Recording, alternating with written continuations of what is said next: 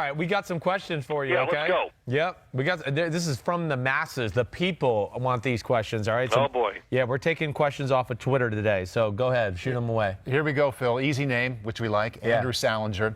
With regards to the Giants' selection of Daniel Jones at quarterback, how long do you think it will take them to work him in as the replacement for Eli during the regular season? Well, that's an easy answer. I think we all know it depends on the performance of Eli Manning, but maybe not even that. It probably will rely more on the record of the New York Giants. As soon as that record gets to a point, if it does, that they just go, okay, where are we going?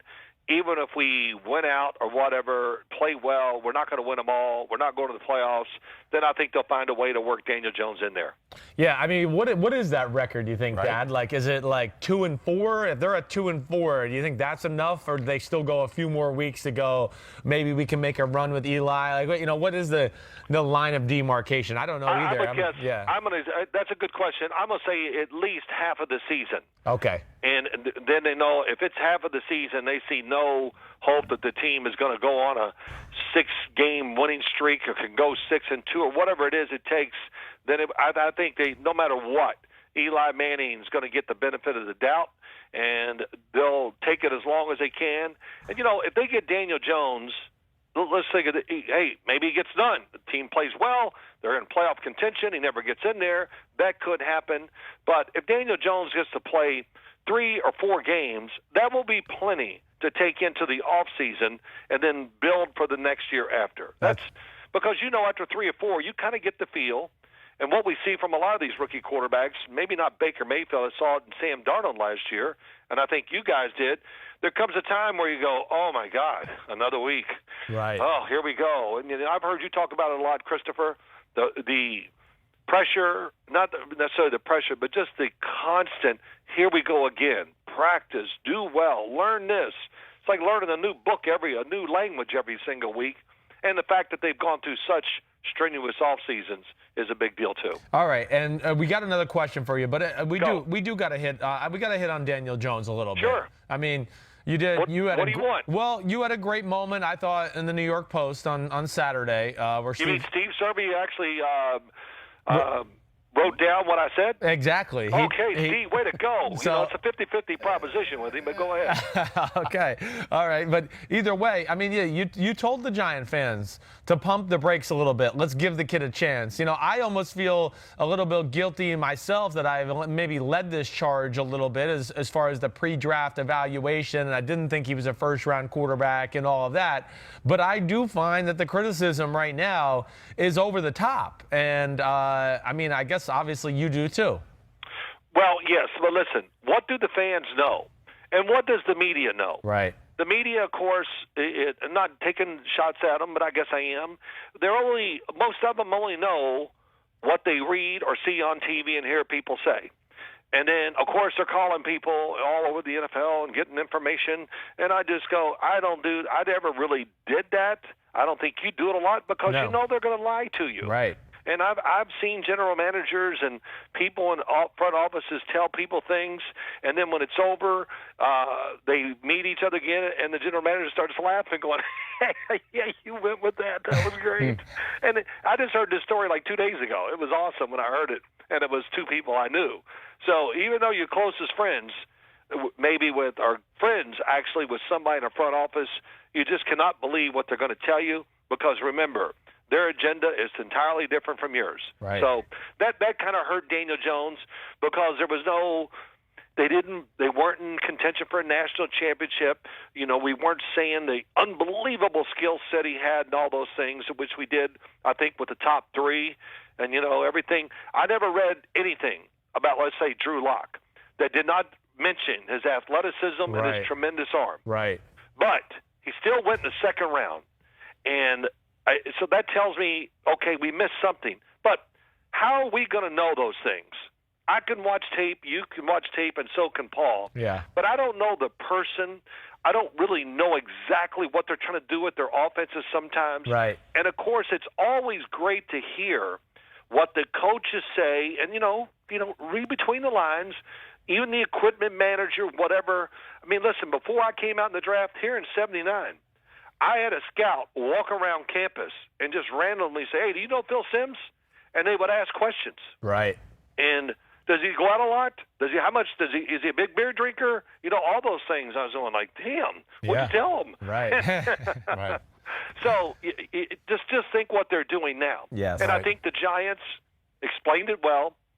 They like the fact that he is, a true quarterback. I think they like the fact that there's a lot of discipline to his game and all those intangibles that we always talk about that sometimes are hard to identify. I'm not going to try to, but I think all of us are ex-quarterbacks. I think we know they're big. Right. Mm-hmm. And I think they found out his are big, the way he handles himself. But you got to remember, too, this is what we overlook. He's got good NFL size. Yep. Really good quarterback mobility. Right. He's got a decent arm. Right. That's all. So his arm definitely gives him a chance to make most of the throws in it.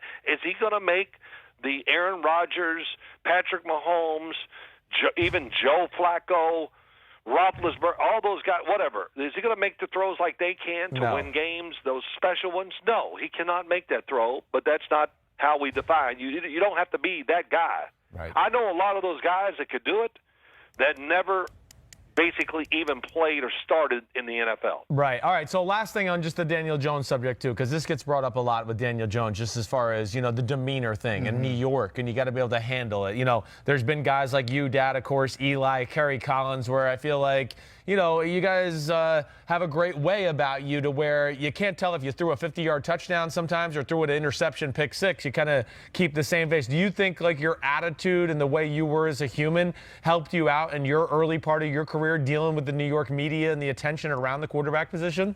Yeah, it's funny. It's always brought up and everything, and I just say this. I don't remember being upset where it really got to me about the way people thought about me with the media's writing and all that. I don't. In fact, I really don't. I remember, I'm not going to say his name, he wrote a really rough article on me, and they were all interviewing me around my locker on every Thursday afternoon. I did my press conference in front of my locker, and he was hiding in the back, and I said, hey, and I called out his name. I said, you can come up here, man. It's all right. I'm not going to, knock you out or anything. And, and everybody started laughing. I said, because I understood when when you play bad enough, what do you think they're going to write something good? Right. So I always, of course, if you in my famous line, not famous, but to say this, if you can't handle criticism and adversity, then you sure as the hell are not going to be a successful starting quarterback in the NFL. Right. And here's Aaron Rodgers, as great as you talk about he is, we all do. He gets criticized and faces adversity. Just think what he's facing. Now just think if you're on a team that's not even good enough to think about getting to the playoffs and you're not performing as well because of all those things, and we can't give you the benefit of the doubt because you have this super talent, what you're going to face. So that's all part of the job. And, if playing well as a rookie and you get beat up and you don't play if that ruins your confidence, then you weren't the guy again. I hate that when everybody brings back the stories. Yeah. Well, he got beat up his first year. Big deal. So what? Right. And Daniel Jones, not that he faced a lot of adversity down at Duke, because I don't think they put pressure on him when they didn't win. Yep. But he played on some really average football teams. Did they get anybody else drafted on their football team this year? Oh, I don't know. I'll look that up, but keep going. I kind of looked as it was going along. I said, I don't see another Duke player being drafted. Right. So I didn't see any wide receivers running down the field going, oh, man, he's unbelievable, Right. which it just seems like every team has one. So, he's faced adversity. And, of course, the last thing that comes up in everything I read, and no disrespect, I mean, is they always bring up, David Cutcliffe. Right. And I understand. You would have gone to Tennessee if he stayed there. Yep. So he must have some way with quarterbacks. And, I think he's tough on them, but he can really teach.